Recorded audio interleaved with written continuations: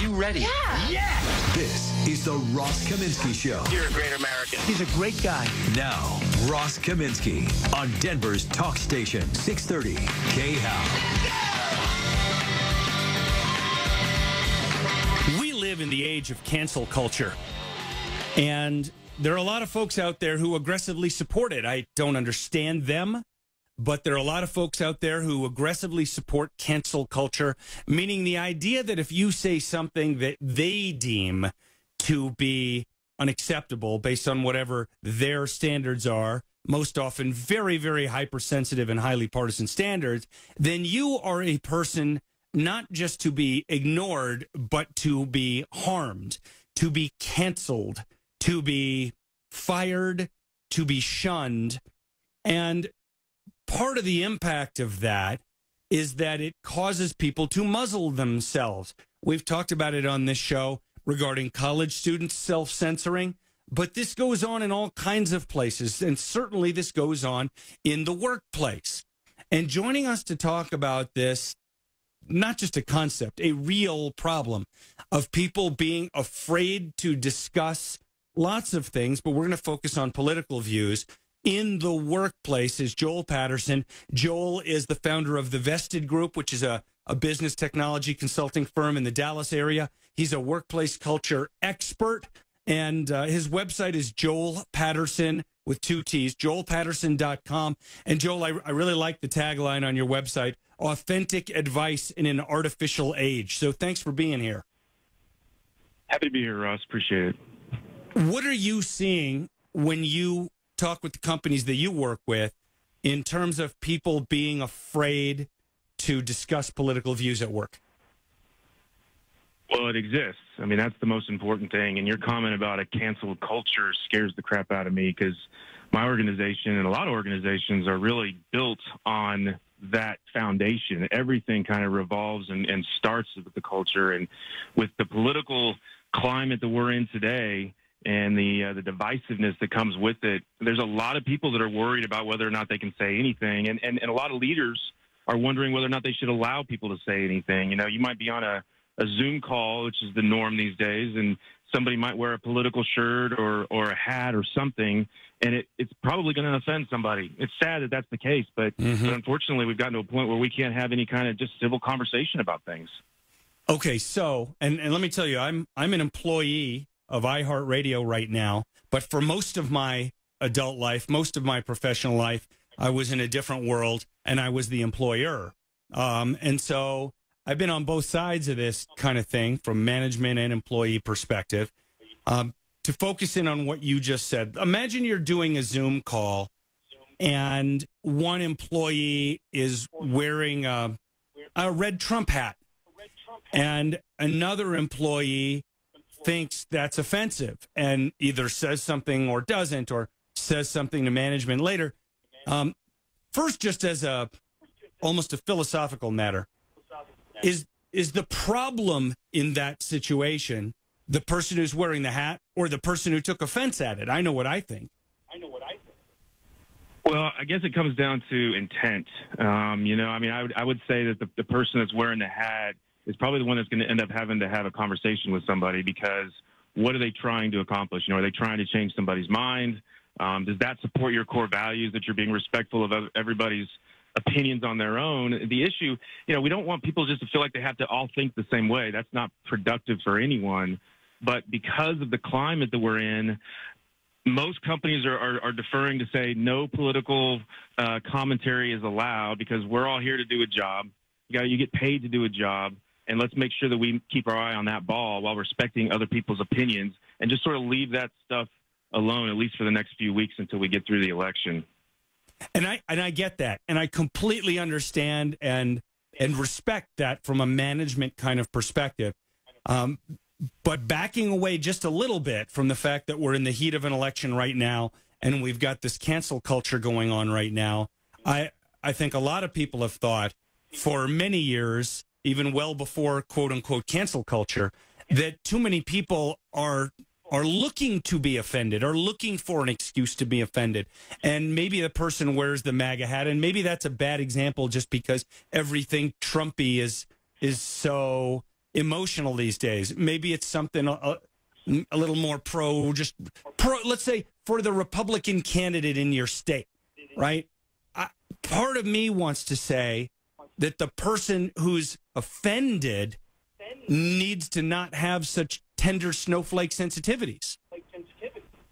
Yeah, there's some truth to that. Here's a great example I would think is what if you're wearing a Ruth Bader Ginsburg shirt? I mean, I personally don't have an issue with that, and I don't think most people would. But there are those out there that would get offended by it because she supports the left. Or, I mean, it's such a fine line, and every company has to look at the situation on their own and decide what kind of organization they have and what they allow their people to do or say. And it sucks because when you talk about it in this way, it makes it sound like we're saying, well, you have to behave a certain way or you can't work here. And that's not it at all, because, I mean, differences within the organization are really what allow a company to grow, and you want to encourage those things. But when it comes to these things, it's just so delicate these days because everybody's yelling at each other and everybody is sensitive. And it's almost easier just to wipe it out and not talk about it at all.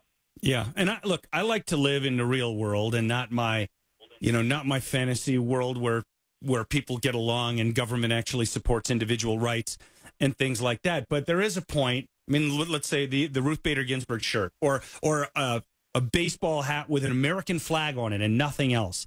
I guarantee that there is somebody who would find a way to be offended at somebody wearing an American flag hat or shirt.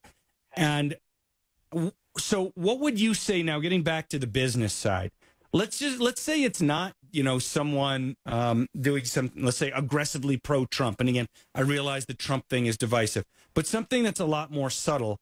And an employee came to a manager after a Zoom call and said, I really didn't like that shirt. I really didn't like RBG, or, well, the snowflakes are more likely to support RBG, but, I don't like people wearing American flags during our Zoom calls. What do you advise a manager to say? Like, if there weren't lawyers everywhere, like, I'd probably fire that person if I were the manager. I don't need someone that sensitive and that willing to cause an issue over nothing in my company. But you can't do that now. No, you definitely can. I think it's a dicey situation, but I would encourage people to look at the data. There's a lot of surveys out there these days that really outline how people are feeling and the self-censorship that's taking place. There's one actually in July, and I'm sure this has only gotten worse since then. And they said that almost 2/3 of people won't discuss politics at work for all these reasons we're discussing right now. Mm-hmm. And there's even more troubling is that almost half of the people under 30 said that it was a fireable offense if that one of the executives in their company was found to be a Trump donor, and a Biden donor was a similar number. But if things have gotten to that level and people are that sensitive, while I might be really annoyed with that person that got really sensitive about wearing an American flag, I don't know if I can include, to be honest, I don't think I can include an American flag in this conversation. But if they were wearing something that was more political, I would be annoyed by it, but I would also, as a supervisor, have to support them in some way, because you want people to feel comfortable, and you're not going to change their perception. You're not going to change their mind. And so it's better to, in most situations, unless they're being just really just looking for a fight, you're better off saying, all right, I'm going to go talk to them, ask them not to wear the political shirt, and I'm going to make a broad statement across the organization to make sure everyone else understands that as well.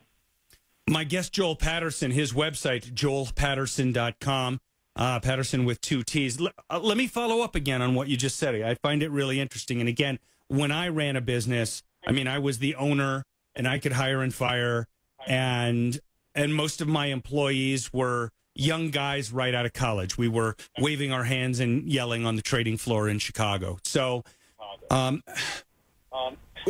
you say that it's not the manager's job to try to change that person's perception, that person's mind. How confident are you of that view, that if, and especially in maybe a corporation that isn't huge and dominated by a 200-page rule book and a suite full of lawyers, right? That if an employee comes to the boss and says, I was offended by that Ruth Bader Ginsburg T-shirt, why couldn't it be appropriate for the boss to say, look, I really want you to be comfortable here, and I will encourage people not to wear political stuff, but maybe you should rethink why you're reacting that way and if your reaction is actually reasonable. Yeah, I don't think there's anything wrong with that conversation, the way you lay that out at all. I think what I was trying to say earlier is in the climate that we are in, I know I'm not going to go to a Trump supporter and change them to be a Biden supporter, or I'm not going to convince them these days of any issue that try to swing them more towards the center on either side. Yeah. I think it's always important for the manager to try to understand what is really the intent or the purpose behind the feeling, right? Because chances are, if somebody gets upset about an RBG shirt, there's a bigger issue here, and that's when the culture has to come into play. And are you supporting those core values? But if somebody gets that upset with somebody else because they're wearing really an innocuous shirt in that situation, there's probably a deeper seated problem between those people or maybe between departments. I'm with you. We're a 60-person firm, and we've created this culture of compliance in business over the last 20 or 30 years where there's a rule for everything. And that, in my mind, has failed.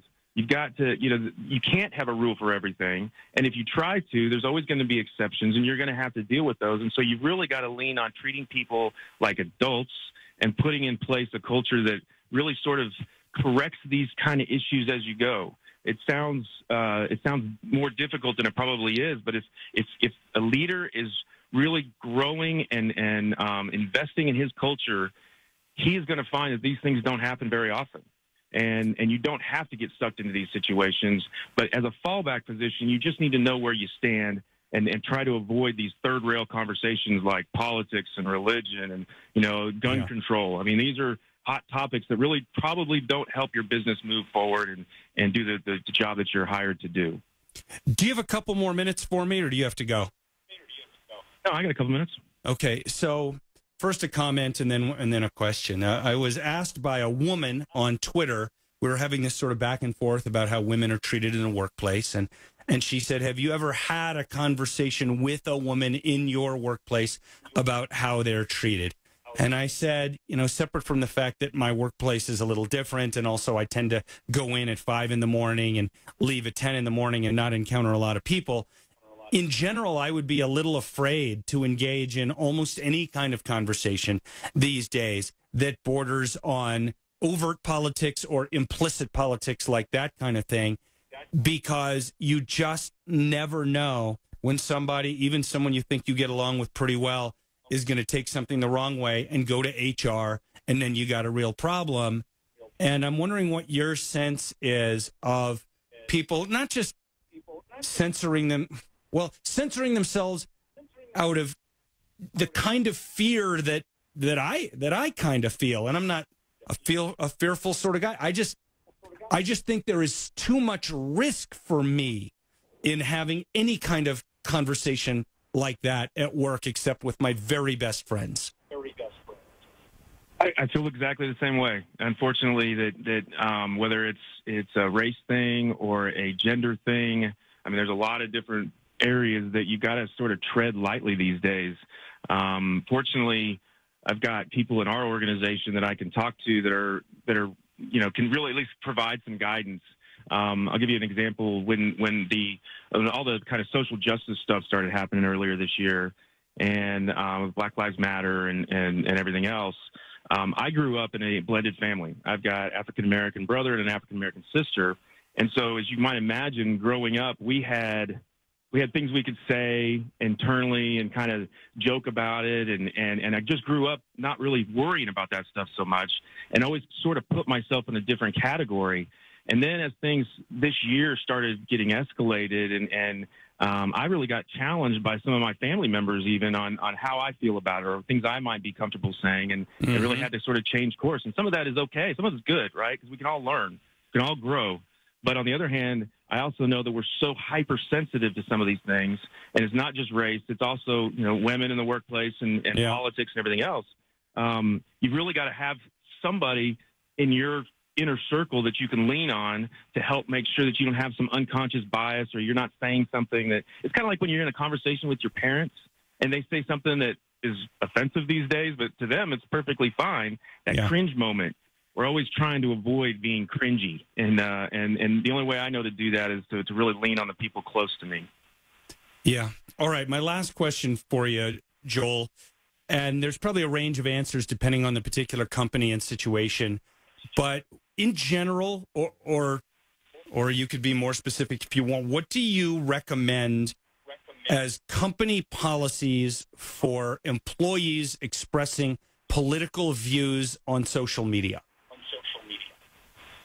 Yeah, that one's, employees know these days that what they say on social media is probably more important than what they even say in conversation. And if an employee doesn't get that these days, then they're really missing the boat and you've got a different issue.